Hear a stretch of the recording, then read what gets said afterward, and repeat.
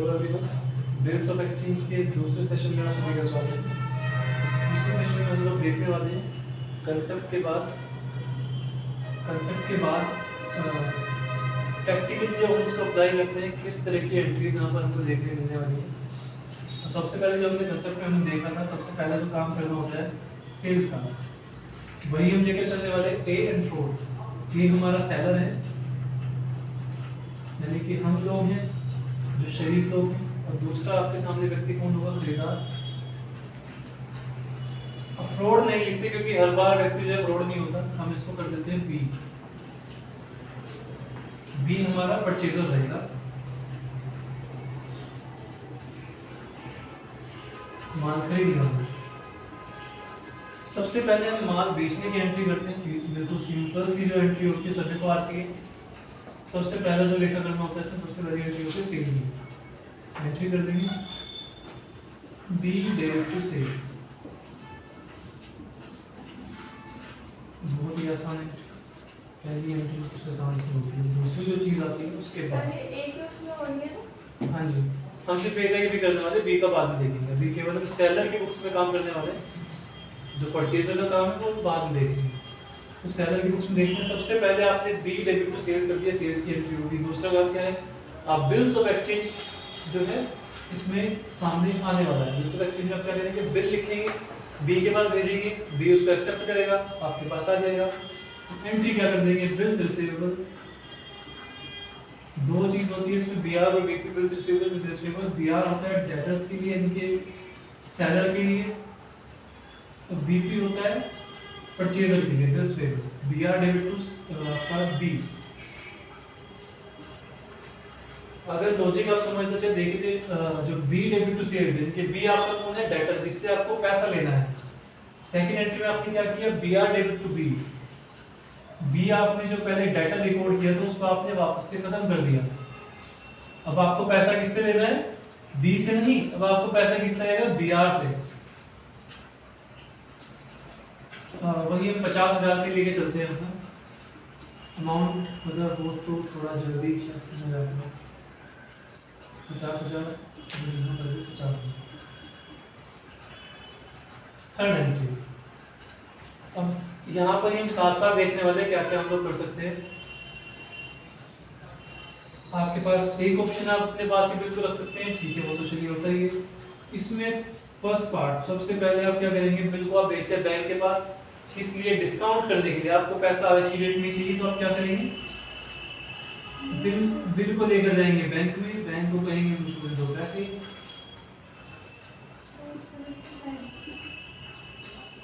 आपको मिल जाएगा पैसा। कितना मिल जाएगा? कैश आपके हाथ में आ जाएगा, तो कैश को कर देंगे डेबिट। बैंक उसमें से कुछ डिस्काउंट काटेगा, डिस्काउंट आपके लिए खर्चा है तो खर्चे को कर देंगे डेबिट।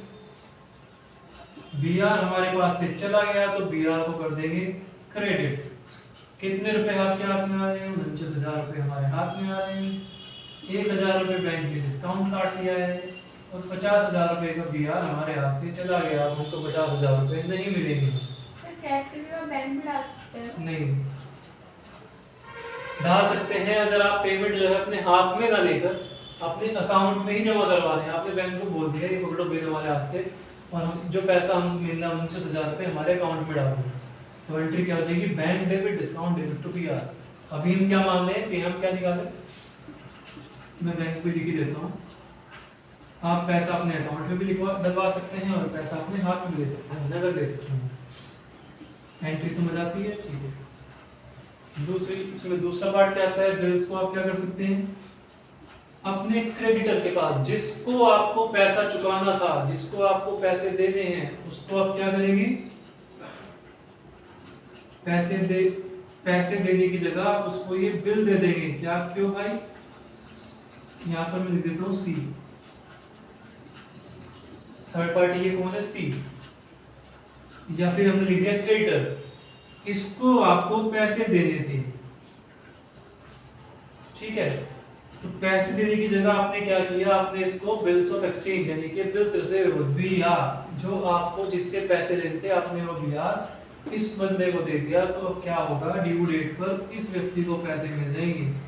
तो पाने वाला कौन हो गया? क्रेडिटर। या फिर ये सी, आपके पास से चला गया बीआर, अब आपको पैसा नहीं मिलेगा। क्यों? क्योंकि आपके पास से बीआर गया। कितने रुपए का था? 50,000 का। बहुत सिंपल एंट्री है, कोई दिक्कत नहीं। यहाँ पर किसी को डाउट क्रिएट किया होगा, डाउट आते हैं आगे जब बिल डिसऑनर होता है तो वहाँ पर सबसे ज्यादा डाउट्स आते हैं। इसमें थर्ड जो इसमें पार्ट आता है, थर्ड चीज में क्या थी? थर्ड चीज आती है, बिल को आपने भेज दिया बैंक में कलेक्शन के लिए। क्यों भेज दिया?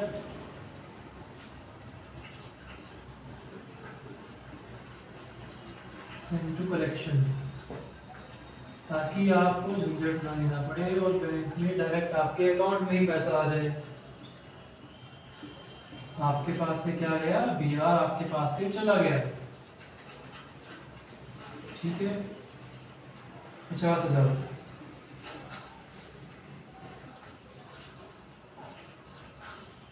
चारों चीजें हमने देख ली, तीन चीजें सॉरी हमने देख ली। फोर्थ चीज क्या होती है? बीआर को आपने, बिल्स रिसीवेबल को आपने अपने पास ही रख दिया। अब उसके लिए क्या एंट्री करूं? कुछ भी नहीं भाई, बिल मेरे पास साइन होके आ गया था, मैंने अपने पास ही रखा है। अब उसकी भी एंट्री करूं कि मैंने कुछ नहीं किया, उसकी एंट्री करूं? तो इसलिए इसकी कोई एंट्री नहीं होगी। अब आते हैं ड्यू डेट पर। ड्यू डेट की हम काम करेंगे यहाँ पर, सेलर की बुक्स में हम काम करने वाले हैं। और ड्यू डेट पर, ड्यू डेट पर क्या होने वाला है? ये वाले केस में अगर हम देखें तो इसमें क्या होगा? बिल जो बिल्स रिसीवेबल है, कहाँ हमने इसमें क्या किया है? हमने इसको डिस्काउंट करा दिया था, पैसा हमें मिल गया था, बिल हमारे पास से चला गया था। ड्यू डेट पर जो हमारी ये पार्टी है ना बी, ये पेमेंट कर रहा है ड्यू डेट पर, बिल हमारे पास है ही नहीं, हम तो पैसा लेकर भाग चुके, हमने पैसे खा लिए। तो अब आपको क्या पेमेंट मिलेगी? कुछ नहीं। पैसा किसे मिलेगा? बैंक को। पैसा है किसका? आपको बैंक का। एंट्री आप क्यों करोगे? आपको तो हमें एंट्री करनी नहीं है भाई, हमें तो पैसा मिल गया हमारे बीआर का, जब हमें आज की डेट में मिलना था, वो तो जो हमें ड्यू डेट में मिलना था वो तो हम पहले लेके खा चुके। तो इस केस में कोई एंट्री नहीं होगी। अब आता है यहाँ पर, आपने इसको बिल को क्या किया था? आपने बिल को एंडोर्स कर दिया था। थर्ड पार्टी जिसको आपको पैसा चुकाना था, आपने उसको चुका दिया था, उसको आपने ये बिल दे दिया था। अब ड्यू डेट पर आप आते हैं, क्या एंट्री करेंगे? कुछ नहीं भाई। एंट्री कौन करेगा? ये करेगा एंट्री पैसे मिलने के बाद। ये देखिए यार, वो देखिए बिल जो पेमेंट कर रहा है। अब यहाँ पर आते हैं, इस केस में आप क्या करने वाले हैं? यहाँ पर क्या होने वाला है? बिल को आपने क्या किया? आपने कलेक्शन के लिए बैंक में भेज दिया है। अब इससे क्या होने वाला है? इस केस में एंट्री बनती है। अब क्या एंट्री बनती है? आपने जो एंट्री की हुई है बिल सेंट फॉर कलेक्शन, यहाँ पर दो चीजें हो सकती है, दो नहीं इनफैक्ट एक ही चीज होने वाली है। पेमेंट जब आपको मिलेगी तो क्या एंट्री हो जाएगी? बैंक एक्चुअली जब आप बिल्स फॉर कलेक्शन भेजते हैं बैंक में, तो वहां पर आपका मोटिव यही रहता है, उद्देश्य यही रहता है कि वो पैसा आपके अकाउंट में ही आ जाए। तो जब आपको पैसा मिलेगा ना ड्यू डेट पर, तो उसकी एंट्री क्या होगी? Bank account debit to bill sent for collection. BR नहीं, बीआर तो हमारे पास है ही नहीं, बीआर तो हमने पहले ही निकाल दिया है, हमारे पास नहीं है बीआर। हमने क्या डेबिट किया था? Bill sent for collection.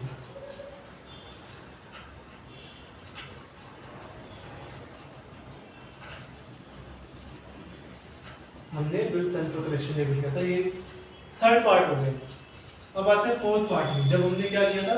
हमने कुछ नहीं किया था, बिल हमारे हाथ में था, पेमेंट हमारे पास आ गई। अब क्या एंट्री करेंगे? अब तो सबसे आसान एंट्री है। क्या एंट्री होगी? आपको पैसे ही मिल गए सीधा ड्यू डेट में, आपके हाथ में कैश आ गया, कैश डेबिट टू बीआर। इस बार बीआर आ जाएगा। क्यों? क्योंकि आपके पास बीआर है, आपको पैसे जो मिल रहे हैं उस बीआर के बदले में आपको पैसा मिल रहा है। तो ये हो गई हमारी एंट्री 50,000 की, 50K।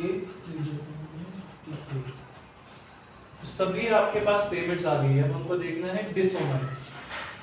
ये एंट्री मुझे लगता है आपको समझ आ गई होगी। अब इसके बाद हम लोग देखने वाले हैं डिसऑनर की एंट्रीज। जब बिल क्या होने वाला है? बिल डिसऑनर होगा। यहाँ पर हमने देखा था ड्यू डेट में हमारी पेमेंट्स आ गई थी। अब ड्यू डेट्स में ही जब बिल डिसऑनर होने वाला है, आपको पेमेंट नहीं मिलेगी, बल्कि ये बिल जो है कैंसिल हो जाएगा। तब हमको क्या एंट्री करनी होगी? तो देखिए यहाँ पर ही देखने वाले हैं हम लोग। सबसे जो पहला केस हमारा यही रहने वाला है। जब आपने बिल को डिस्काउंट करा दिया था तो आप क्या एंट्री करने वाले हैं? आपने क्या किया था? बैंक से पैसा ले लिया था, कैश आपके हाथ में आ गया था। तो अब यहाँ पर क्या होने वाला है?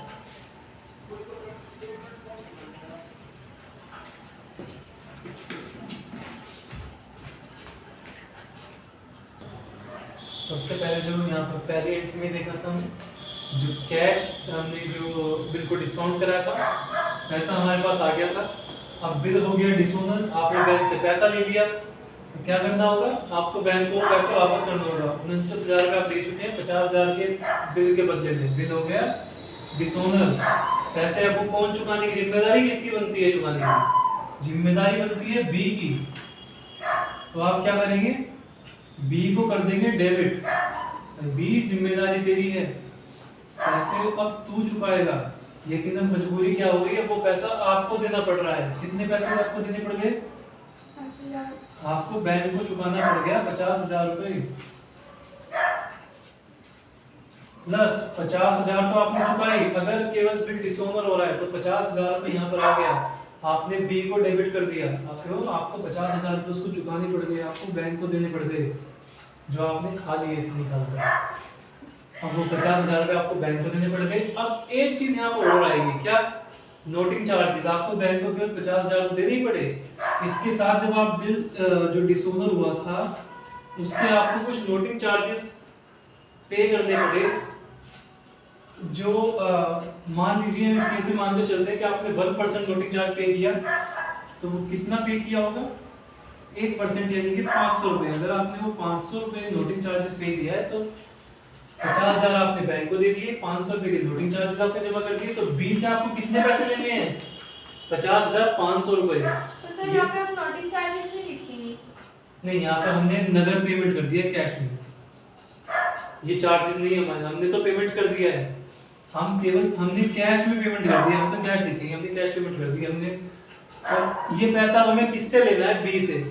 भाई हमारी वजह से हुआ है क्या? तेरी वजह से बिल डिसोनर हुआ है, तू पेमेंट नहीं कर रहा तो मैं क्यों चुकाऊंगा? अपनी जेब से दे रहा हूँ। तो ये 50,500 रुपये हमें बी से कितने लेने हैं? अब हमें बी से लेने हैं 50,500 रुपये। ये हम हुआ फर्स्ट केस। अब आते हैं सेकंड केस में। जब क्या हुआ था? हमने बिल को एंडोर्स कर दिया था अपने क्रेडिटर को, जिसे हमें पैसे चुकाना था। अब यहाँ पर क्या होगा? हर केस में एक चीज कॉमन होने वाली है, क्या? हमें बी को उठाकर डेबिट करना होगा। क्यों? क्योंकि जिम्मेदारी उसकी है, पैसा उसको चुकाना था। डेबिट कर दो उठाकर उसको, पैसे अब वो देगा। तो बी डेबिट टू किसको? हमने क्या किया? बिल को किया हुआ एंडोर्स। जब हमने बिल को एंडोर्स किया था, हमने क्या किया था? उस क्रेडिटर को उठाकर, सी को उठाकर डेबिट कर दिया था। क्यों भाई? तेरी पेमेंट हो गई तो तू हो गया डेबिट। अब क्या हुआ? वो कहता है भाई कौन सी पेमेंट मेरी हुई है? कोई पेमेंट नहीं हुई। तो क्या करो? इसको उठाकर वापस से क्रेडिट कर दो भाई, सी। प्लस यहाँ पर भी सेम बात आ गई। डिसोनर कराने के लिए आपको नोटेरी के पास जाना पड़ा होगा। तो नोटेरी के पास गए होंगे तो आप क्या कुछ खर्चा देना पड़ गया होगा। सी के आपको कितने देने थे? 50,000 रुपये। वो बिल डिसोनर हो गया, वापस से उसको दो 500 रुपये आपने नोटिंग चार्ज पे कर दिया कैश में।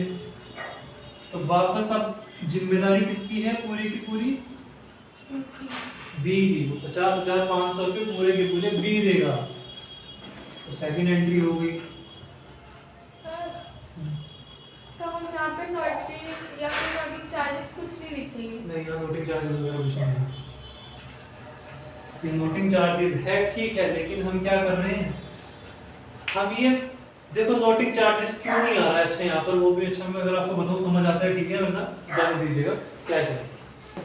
नोटिंग चार्जेस यहाँ पर क्यों नहीं आ रहा है? नोटिंग चार्जेस क्या चीज होती है? आपने क्या किया? वो पैसा दिया है, वो आपके लिए क्या होगा? खर्चा।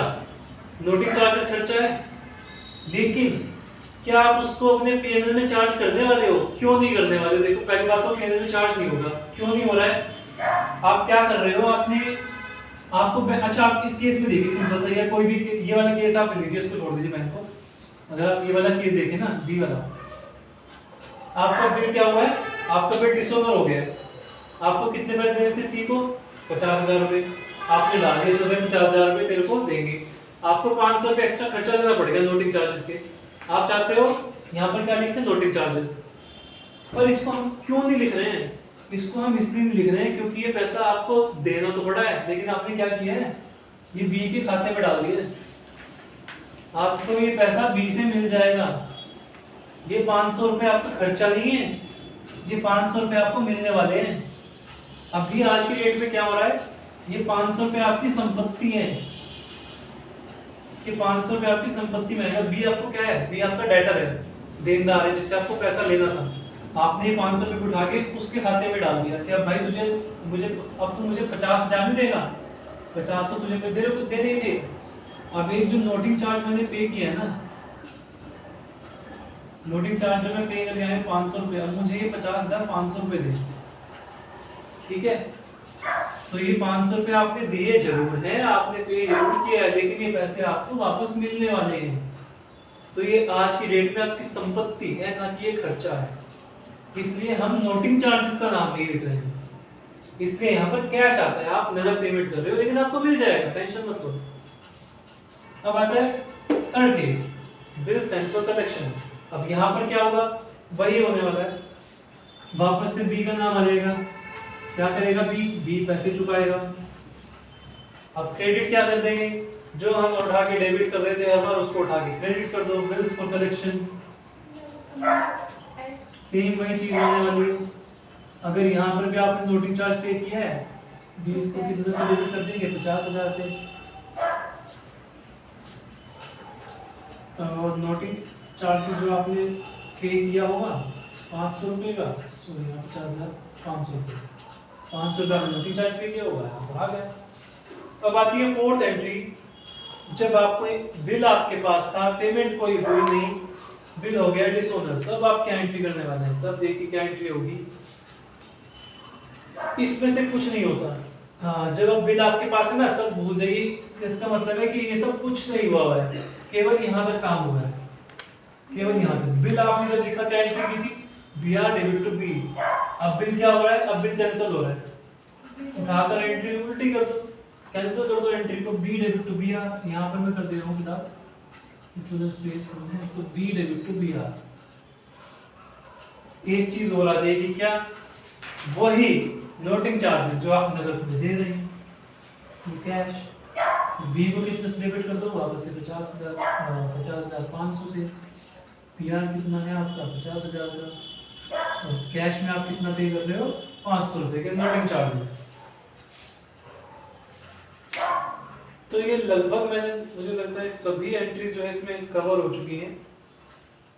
एक जो केस आएगा वो आएगा नया बिल लिखने का, तो नया बिल लिखेंगे हम बाद में। पहले अब हम देखने वाले हैं बी की बुक्स में। मुझे लगता है इतना जो है समझने के लिए काफी है, क्योंकि जब नया बिल हम लोग लिखने वाले तो नया बिल लिखने में वापस से वही सब शुरू हो जाता है। नया बिल लिखेंगे फिर से आप ये एंट्री करेंगे। बस एक उसमें एक्स्ट्रा चीज क्या आती है, इंटरेस्ट की। जब वहां से या तो आप पिछले ही बिल पर कोई इंटरेस्ट चार्ज करते हैं तो उसे रिपोर्ट करना होता है, केवल वो एक चीज एक्स्ट्रा आती है। तो पहले हम जो है परचेजर की बुक्स देखने वाले हैं, इसको हम निकाल देते हैं आपके लिए। अब पूरा का पूरा देखते हैं काम परचेजर का, यही सब अमाउंट रहने वाली है, वही 50,000 रुपये का, उसके अलावा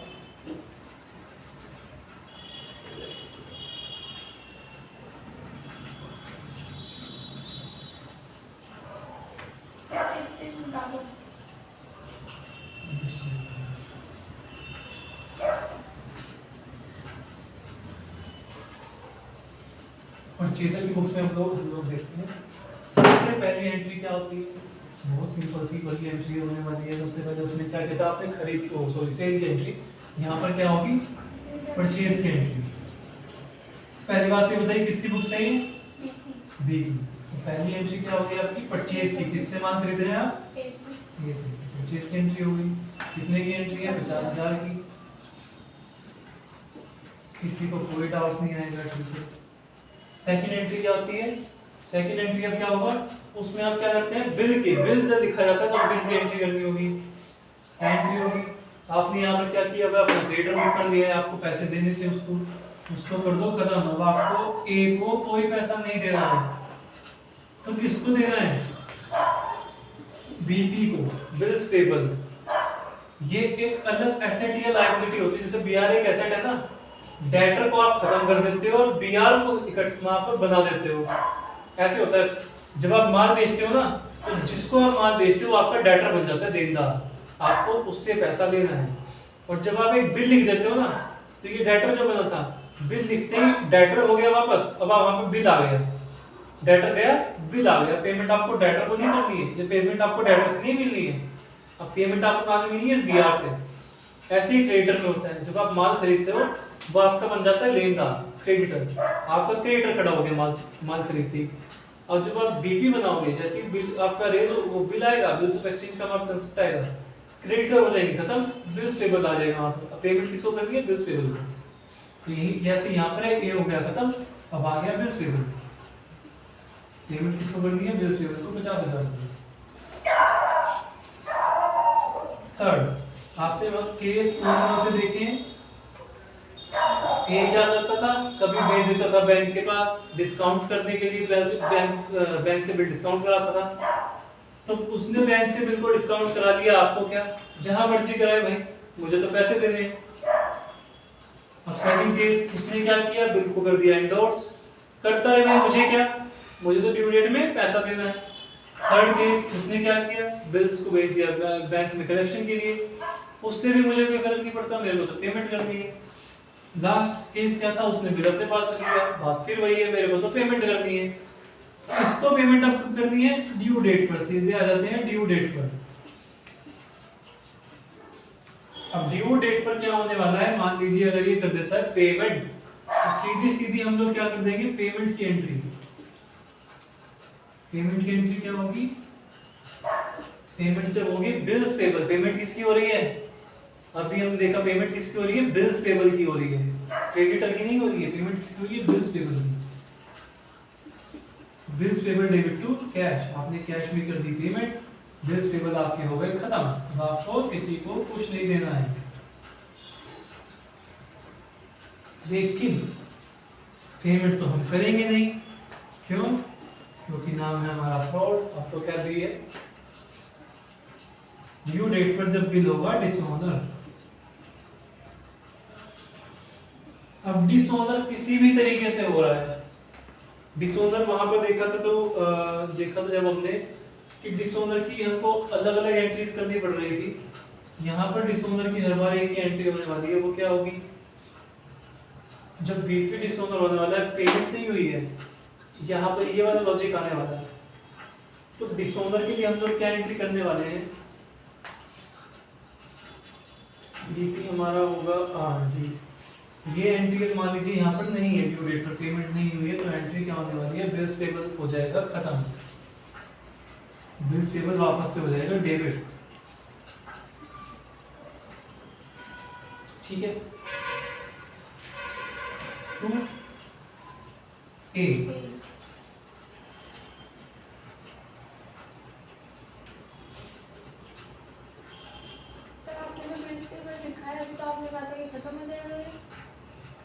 हाँ तो खत्म ही तो कर रहे हैं, ये खत्म ही तो हो रहा है। मैं कह रहा हूँ ड्यू डेट पर अब इस एंट्री को भूल जाइए, पेमेंट अब हुई नहीं है। बिल क्या हो रहा है, बिल डिसऑनर हो रहा है। जो ये आपने बिल रेज किया था, बिल यहाँ पर आ गया था, ए डेबिट टू बीपी करके आपका बिल आ गया था, क्रेडिटर खत्म हुआ था ए, जिसको खत्म किया था हमने। जब क्या हो रहा है, बिल हो रहा है डिसऑनर। बिल कितने की अमाउंट का था, 50,000, ठीक है ना, 50,000 रुपए का बिल था, बिल हो गया डिसऑनर। अब आप क्या करते हैं, एंट्री को उल्टा कर देते हैं।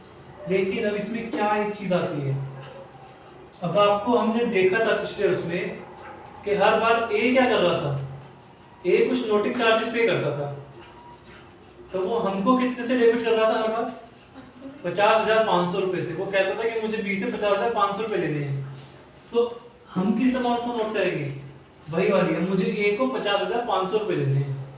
ए को कितने देगा, 50,500 रुपए। तो ये जो 500 रुपए ये कहाँ से दे रहा है, अपनी जेब से। इसको ये एक्स्ट्रा, इसे कहीं से नहीं मिलेगा। जैसे ए को क्या हो रहा था, ए को तो इससे मिलना था। ये बी क्या कर रहा है, बी तो अपनी जेब से निकाल के दे रहा है, ले भाई पकड़ 50,000 मुझे तेरे दे देते और 500 रुपये लिए जो तूने खर्चा किया है, तेरा हिसाब खत्म।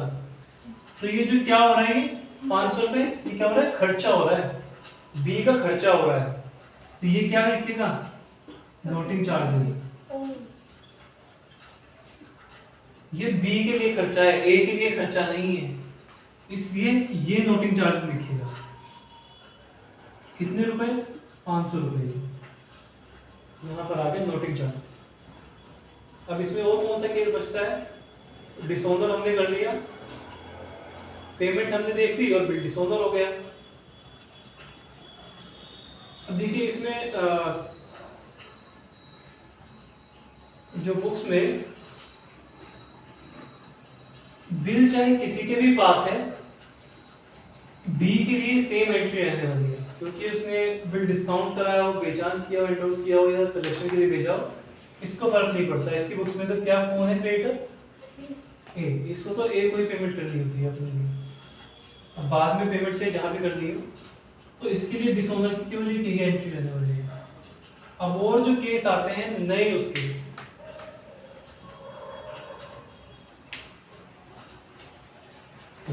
डिसऑनर हमारा खत्म हो गया। इसके बाद जो कंसेप्ट निकल कर आने वाला है वो आएगा नया बिल।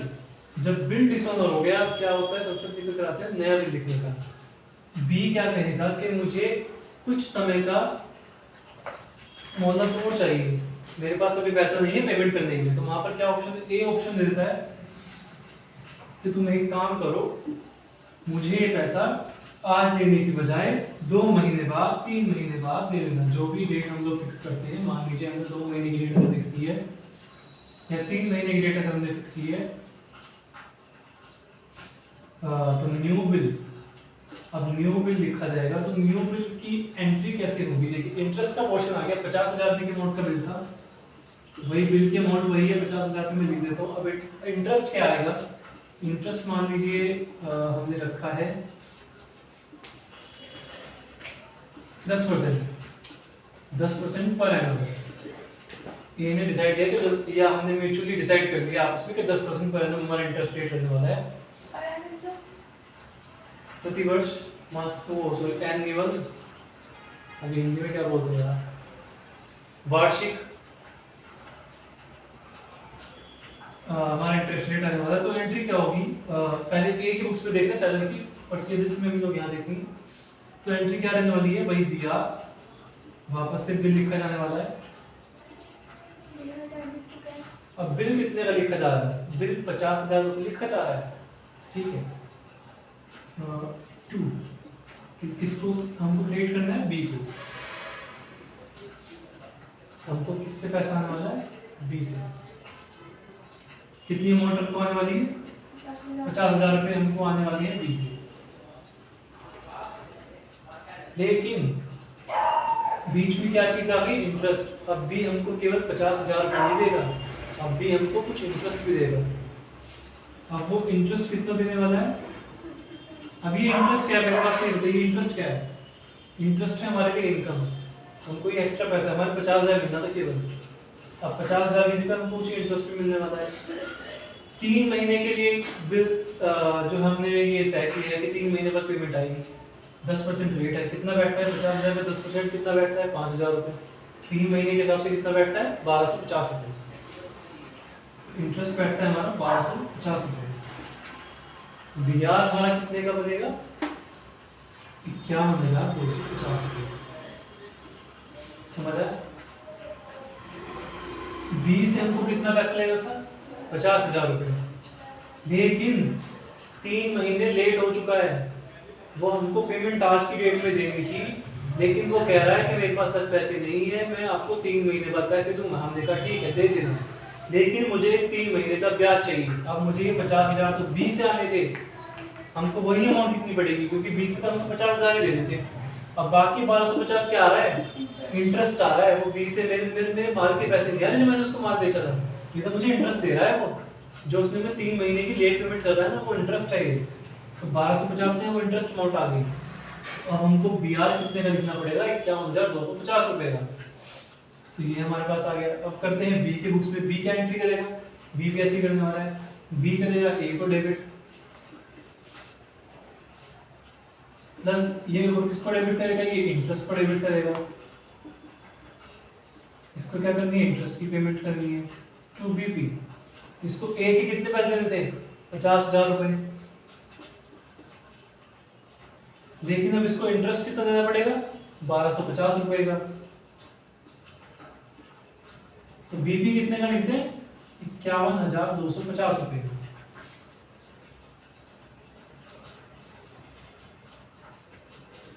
इंटरेस्ट यहाँ पर ए के लिए इंटरेस्ट इनकम है तो क्रेडिट हो रहा है, बी के लिए इंटरेस्ट खर्चा है, डेबिट हो रहा है।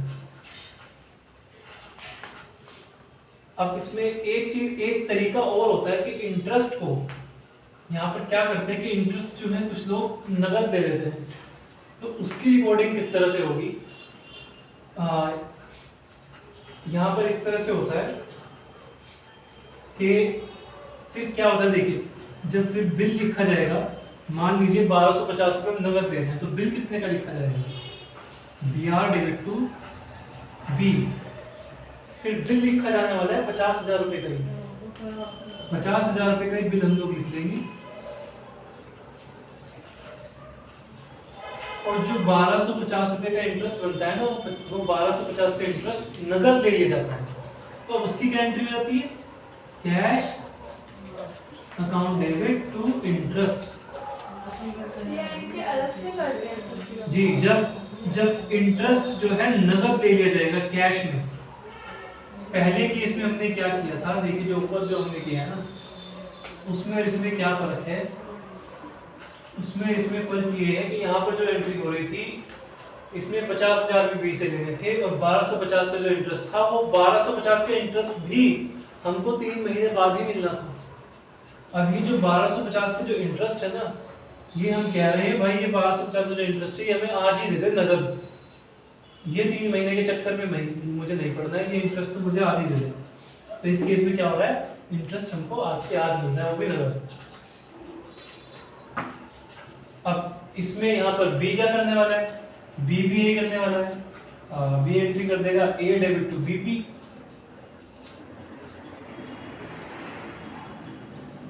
कितने से, 50,000 से। और इंटरेस्ट की पेमेंट बी कर देगा नगद,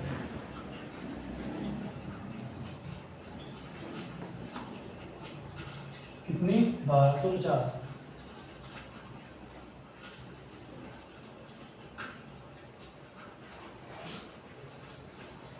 अब इसके अलावा मेजर जो कंसेप्ट है वो इसमें ये रहते हैं। इसके अलावा एक चीज जो मैंने आपको भी बताई थी, उसमें एक चीज और मैं ऐड कर देना चाहता हूँ। एक्चुअली होता ही वही है आपकी बुक्स में, जो मैंने अभी बताया था डिसोनर का आपको, वो थोड़ा प्रैक्टिकली हो गया, लेकिन जो एक्चुअल बुक्स में करना होता है, जो आपकी बुक्स में आपको करना होता है, वो हम देख लेते हैं। मैं 2 एंट्रीज आपको बताई थी, एक तो डिस्काउंटिंग की और दूसरी जिसमें चेंज करना है, जिसमें हमको चेंज करना है। दूसरी थी एंडोर्स, जो बिल का आपने क्या किया था, बेचान कर दिया था सी को, थर्ड पार्टी को, जिसको आपको पेमेंट करनी होती है, आपका क्रेडिटर होता एंडोर्समेंट।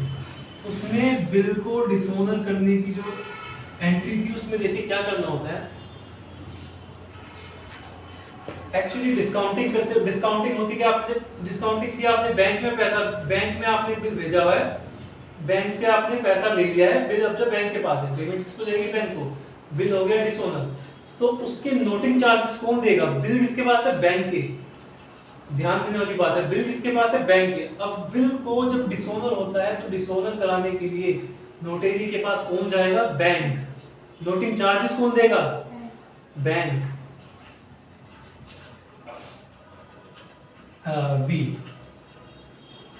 बी होगा डेबिट। अभी हमने जो एंट्री करी थी वो हमने करी थी ये, देखिए मैं आपको बताता हूँ हमने क्या एंट्री की थी। हमने एंट्री की थी B debit, bank debit, sorry, B debit to bank to cash, हमने एंट्री करी थी 50,000 से बी, सॉरी 50,500 से बी को हमने डेबिट किया था, बैंक में 50,000 और कैश में हमने किया था 500। क्योंकि एक्चुअली देखिए होता क्या है कि जो नोटरी की जो फीस होती है ना, हमने जो एंट्री की थी वो किस बेस पे की थी कि जब बैंक जब ये बिल डिसऑनर हुआ है, तो इस केस में यहाँ पर प्रैक्टिकली क्या होता है कि जो नोटरी की जो फीस होती है ना, तो वो बैंक को हम जाकर नगद ही दे देते हैं कि ये लीजिए, ये जो फीस है ये भी मेरे से आप नगद ले लीजिए। तो उस हिसाब से हमने ये एंट्री की थी। लेकिन जो एक्चुअली अब जो हमको रिकॉर्ड करना होता है, जो बुक्स में हमको एंट्री करनी होती है, वो हमको कैसे करना होता है, हमको पूरी की पूरी अमाउंट से बैंक को ही क्रेडिट कर देना होता है कि ये पूरा का पूरा पैसा जो है हमको बैंक को चुकाना है। कितनी अमाउंट? 50,500 रुपए। और इसके लिए जिम्मेदार कौन है? बी जिम्मेदार है। सर ये बी की उसमें एंट्री करेंगे? नहीं, ये एक ही में हो रही है। बी की में तो इसकी एंट्री बी की में तो मैंने आपको एंट्री देखना, बी की में तो हर बार चाहे कुछ भी डिसऑनर हो रहा है एक ही एंट्री होती है, बी का तो फिक्स है। अपनी मैं अच्छा यहाँ पर लिख देता हूँ, बी की में हमने क्या एंट्री की थी, बी की बुक्स में हमने एंट्री की थी बीपी डेबिट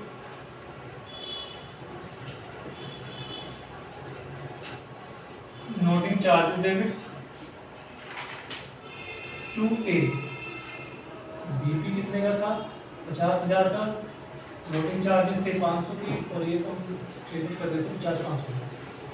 चाहे बिल कहीं पर भी है, बी तो एक ही एंट्री करेगा डिसऑनर होने पर ये होगी। लेकिन जब यहाँ पर हम देखते हैं तो डिस्काउंटिंग में जो कैश की जगह कैश और हटाया क्यों है, वो अब मैंने आपको लॉजिक बता दिया कि बिल किसके पास है, बिल बैंक के पास है। डिसऑनर कराने के लिए नोटरी के पास बैंक जाएगा, तो चार्जेस कौन पे करेगा? बैंक दे रहा है अपनी जेब से, इसलिए यहाँ पर कैश को निकाल देते हैं। पहले जो हमने रखा था वो थोड़ा एक प्रैक्टिकल कंसेप्ट था, और उसका एक मोटिव यह था ताकि आपको समझ आ सके, आपको कंफ्यूजन ना हो कि ये कहाँ पर कैश को रखना है और कहाँ पर कैश को नहीं रखना है, कहाँ पर टोटल अमाउंट आ रही है। लॉजिक मैंने आपको बता दिया, इसलिए कि क्यों यहाँ पर 50-500 पूरा का पूरा बैंक भी जा रहा है। सेकंड केस क्या था? एंडोर्समेंट का हम लेकर चल रहे हैं। एंडोर्समेंट में आपने क्या किया था? आपने बिल का बेचान कर दिया था सी को। बिल किसके पास है? सी के पास। नोटरी के चार्जेस कौन पे करेगा? सी पे करेगा। तो उस केस में एंट्री क्या होगी? उस केस में एंट्री होने वाली है बी डेबिट टू सी। 50,500 से बी डेबिट हो जाएगा, और सी कितने से क्रेडिट हो जाएगा? 50,500 से ही, क्योंकि जो नोटिंग चार्जेस है वो भी बी ही पे करे, सी ही पे कर रहा है यहाँ पर भी। इसलिए जो केस इसका था वही केस इसका है। इसी सेम तरीके से इसके डिसऑनर की एंट्री होती है। तो इसी के साथ मैं समझता हूँ पूरा लॉजिक जो है, पूरा कंसेप्ट जो है बिल्स ऑफ एक्सचेंज का, जितना जो मेन जरूरी होता है वो हमने कवर कर लिया है। उम्मीद करता हूँ आपको समझ आया होगा।